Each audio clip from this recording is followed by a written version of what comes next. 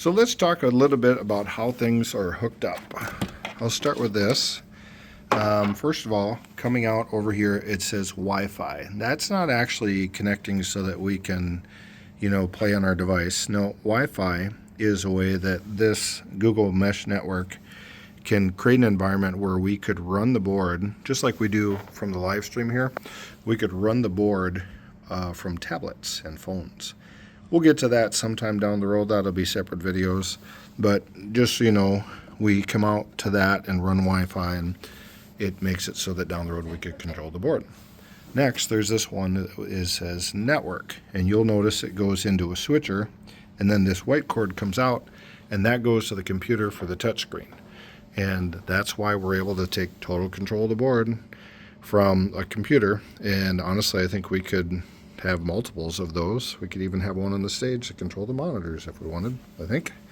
Pretty confident of that. This one, it's an AES50 port, and we come out A, and it's marked, come out A, and then just using this network cable, that's our snake. And I'll just trace it up here, and you'll notice it goes right into this stage box. Well, this stage box up here is shut off. So if it wasn't working, you need to notice, I need to turn that on. And you need 2 green lights. And I'm going to turn on this other stage box. Notice there's a cord going over to this one. Oh my, I should have done that first. My bad. So you'll notice if we don't have sound on the stage, stage boxes, they got to have power. This one is supposed to have 2 green lights, and it's because A goes into A, and then B goes out to the other A. And you'll notice that that did not turn on. And so I'm going to try that again. We're going to cycle that. And we're going to see we need to get a green light on A. And it may well be that we're going to have to restart the board because we didn't do that when we first started. I'll check the connection, but I'm sure it is connected correctly. So because it did not connect correctly, I'm going to shut the board off, and there's a button right here. It's always by the power cord on these things.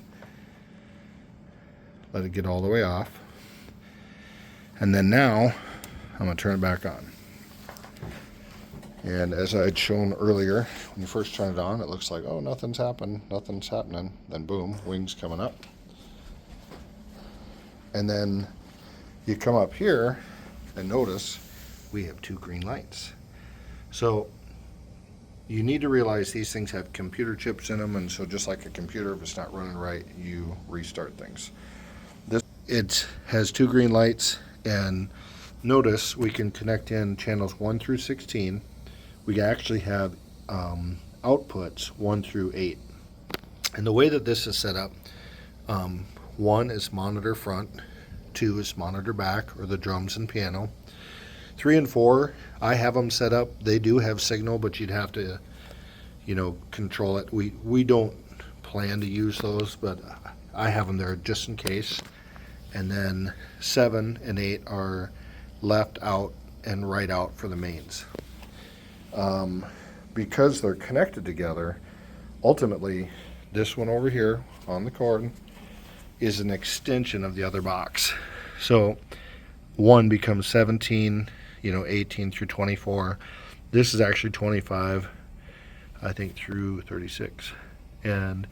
But it happens to be that, again, you can access the front monitor mix here, the back monitor mix here, the main speaker and the right speaker. These outputs are identical. Now, another thing I want to show you is just as you have individual sliders per channel, that's, again, like for the main because it's blue, or same thing, that's monitors because I just chose monitors under bus 1, and now it's green up there. You also have a master mute. You can mute all of aux 1, and you could switch over to 2 and mute all of aux 2, and you could get out of it because again nothing's pushed, so therefore it's defaults to the main speaker. And now I muted all outputs. There's nothing's going to go out of this board. And so if you ever have a time where nothing will go through, see if someone did the mute over here over the master slider. Now I'm going to undo all that. And now we have a board that's not muted and we're ready to go. Kind of compared to how we used to run the board. Well, you can see these are digitally labeled, and so that's how you know who's who.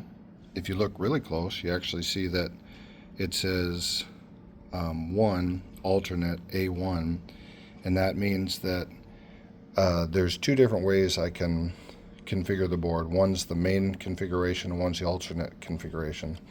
It happens to be that I did the alternate configuration. If you care, that's under user, and then this little screen here tells you what these buttons are. So if you look here, there's 1 through 16. If you look here, there's 1 through 16.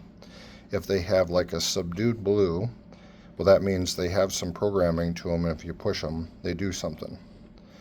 And if they have a brightness, it means they're engaged. So orange there. See that that's engaged? It says global alternate. And that pertains to that I made all the inputs set up according to that configuration. So it's important to know if for some reason the board doesn't, you're not getting sound out of it. Hopefully nobody messes with things, but that's one thing that you need to always, if that's one of the things you check is, did someone push user, and did they push this off? Because notice now it says 1 is LCL, which means local, which means back here, the back of the board. Well, there's nothing hooked in there, so that would be a problem. So I'm going to re-engage that. If I do 15, where it says mute mics, typically that's going to mute everything except for the computer and the pastor's mic. It'd be like during a presentation. So again, I'm going to make that so that we're back on. So if someone happened to hit mute all or mute mics and you see those things flashing, you know that's what disengaged the channel. The next thing you need to know is in all the different buses and in the main, you can mute the overall with this button over the main slider. So for example, if you were playing music and you hit this, that'll mute it. Now if I go under bus, notice it's under main speaker currently, but if I go 1 is monitor fronts, I can mute that. And notice, okay, now my front monitor would be muted. Now if I go monitor 2, see it says monitor drum bass, which is the back monitors. Now that would be muted. So I showed you 4 buttons here that could make it so no sound comes out.